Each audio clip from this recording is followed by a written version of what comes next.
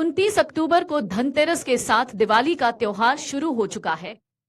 आज 30 अक्टूबर बुधवार को छोटी दिवाली है। इस दिन को नरक चतुर्दशी और रूप चतुर्दशी के तौर पर भी जाना जाता है। इस दिन लोग घर में साफ सफाई करते हैं, शरीर पर उपटन वगैरह लगाकर रूप को निखारते हैं, घर को सजाते हैं और दिवाली के दिन माता लक्ष्मी के आगमन की तैयारी करते हैं। छोटी दिवाली के दिन शाम के समय घर के मेन गेट पर चौमुखी दीपक जलाया जाता है। इसे यमदीप कहा जाता है। तो चलिए आपको बताते हैं यमदीप जलाने का शुभ समय क्या है। कार्तिक मास कृष्ण पक्ष चतुर्दशी तिथि की शुरुआत 30 अक्टूबर बुधवार के दिन दोपहर में 1:04 से होगी और इसका समापन अगले दिन 31 अक्टूबर की दोपहर 3:11 पर होगी।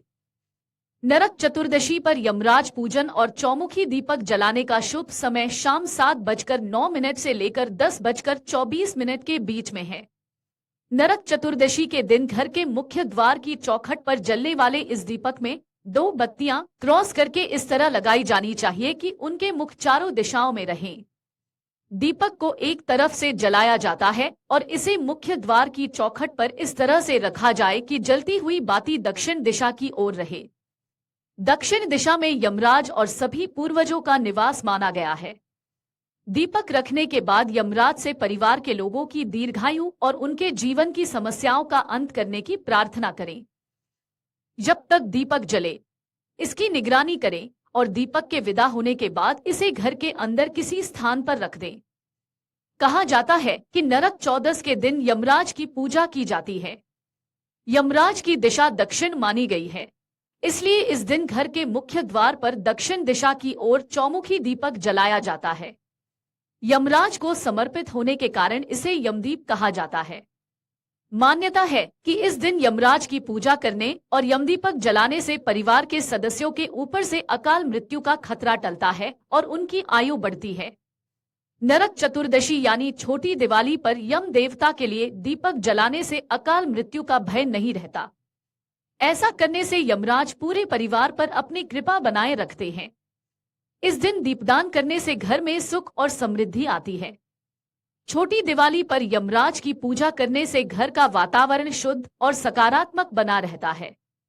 नरक चतुर्दशी या छोटी दिवाली पर घर के मुख्य द्वार पर सरसों के तेल का दीपक जलाएं और हनुमान चालीसा का पाठ करें।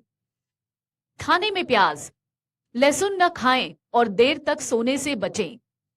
जरूरतमंदों को दान जरूर दें। घर के मुख्य द्वार पर सरसों के तेल का बड़ा सा एकमुखी दीपक जलाएं। इस दिन हनुमान चालीसा का पाठ जरूर पढ़ें। तो एक बार फिर जान लीजिए, यमराज के लिए दीपक जलाने के लिए मिट्टी का एक बड़ा और चौमुखा दीपक लेना चाहिए।